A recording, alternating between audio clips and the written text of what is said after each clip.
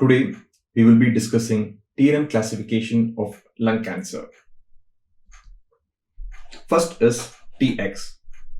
TX is the primary tumor cannot be assessed. Next, T0. There is no evidence of primary tumor. Then TIS. IS is in situ. It can be carcinoma in situ. It can be small cell carcinoma in situ. Bronchoalveolar cell carcinoma less than or equal to 3 cm. So what is this bronchoalveolar cell carcinoma?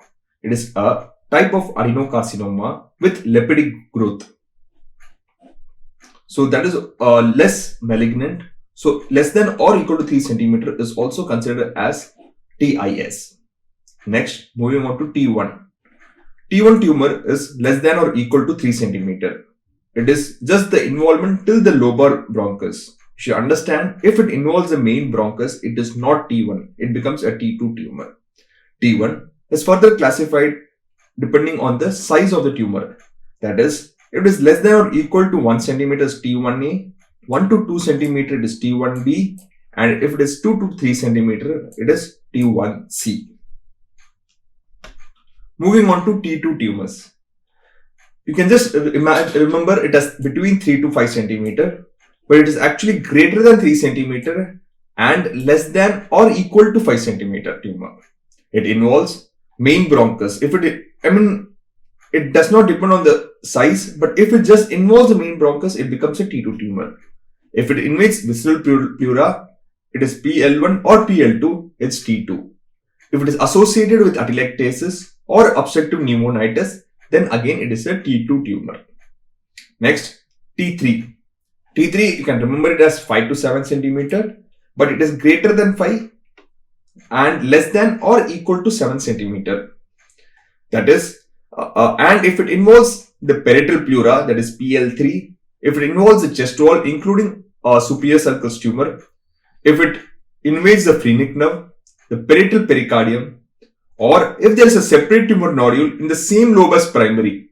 In right side, you have 3 lobes and left side, you have 2 lobes. So if there is a tumor nodule in the same lobe as the primary, then it is a T3 lesion. Next, T4 lesion. Any tumor size greater than 7 centimeters, or if any tumor, if it invades the diaphragm, the mediastinum, heart, great vessels, trachea, recurrent laryngeal nerve, esophagus, vertebral body, and separate tumor nodule different from primary. That is, a separate tumor nodule is present in a different lobe, then it becomes a T4 tumor. If it is in the same lobe, it is T3. If it is in the different lobe, it is T4. Next is the end staging of this thing. N1, if it involves the ipsilateral peribronchial, ipsilateral hilar, and intrapulmonary nodules. In the chest, you have different stations. So if you consider the stations between 10, 11, 12, 13, 14, they are all near the lungs. That is, the 10 is hilar, 11 is interlobar, that is between the lobes. You can see this is the lobe, left lobe, upper lobe and lower lobe. So interlobar, then lobar, segmental and subsegmental. So these all come under N1 nodes, stations between 10 to 14. These are the N1 nodes. N2 is ipsilateral mediastinal and subcranial lymph nodes. So ipsilateral mediastinal, you have superior mediastinal lymph nodes and inferior mediastinal lymph nodes. The level 1 lymph node does not come in N2, it comes under N3. N2 involves the stations 2, 3, 4 and 7, 8 and 9. So all these lymph nodes, if it is involved, then it is N2 lymph nodes.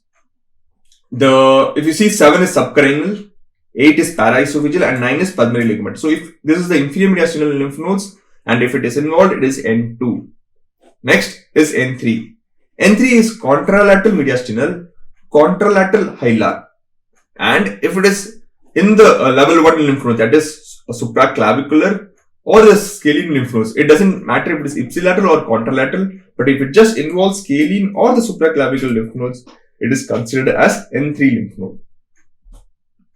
Next, moving on to the M staging. We have M1A, M1B and M1C. M1A is if it just involves a contralateral lobe, if there's pleural or pericardial nodules, and if there is malignant pleural or pericardial effusion, then it is M1A. M1B, single extrathoracic organ. So leaving thorax, if there is metastasis to a single site at a single organ, then it is M1B. The site has to be single, the organ has to be single, then it's M1B. But what is M1C? Multiple extrathoracic organ. It can be single or multiple organs. So if multiple extrathoracic metastasis is known as M1C. Moving on to the staging of TNM cancer of lung, TNM lung cancer. So we have stage 1A, 1B, 2A, 2B, 3A, 3B, 3C, and 4A, 4B.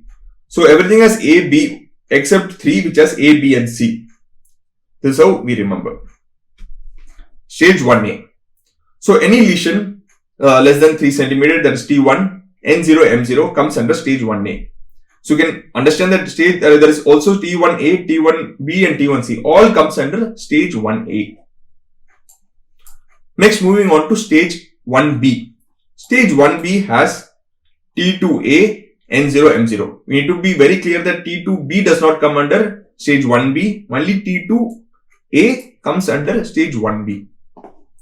Next, stage 2A. Stage 2A has T2B, N0, M0. Very simple. Stage 1B has T2A, N0, M0. Stage 2A has T2B, N0, M0. Then N1 lesion, that is stage 2B, it can be either T1, T2, then N1, M0, or T3, N0, M0. Again, I will repeat it. Stage 2B has T1, T2 lesion, N1, M0, or T3, N0, M0. Stage 3, that is, it is divided into 3A, 3B, 3C. A simple way to understand is N2 and N3 tumors come under stage 3. N2 tumors, that is T1, T2, N2, M0, comes under stage 3A, and T3, T4, N2, M0 comes under stage 3B. Then moving on to N3 tumors, T1, T2 plus N3, M0 comes under stage 3B, and T3, T4, N3, M0 comes under stage 3C. So what is left in these? T3, N1, M0, or T4, it doesn't matter, N0 or N1, T4, N0, N1 plus M0 comes under 3A. Then the last one, stage 4A and 4B. Any T, any N with M1A, M1B comes under stage 4A, and stage 4B is any T, any N with M1C. That is multiple extrathoracic organ metastasis comes directly under stage 4B, but other metastasis like single site or the contralateral lobe, that is M1A, that comes under 4A. Thank you so much.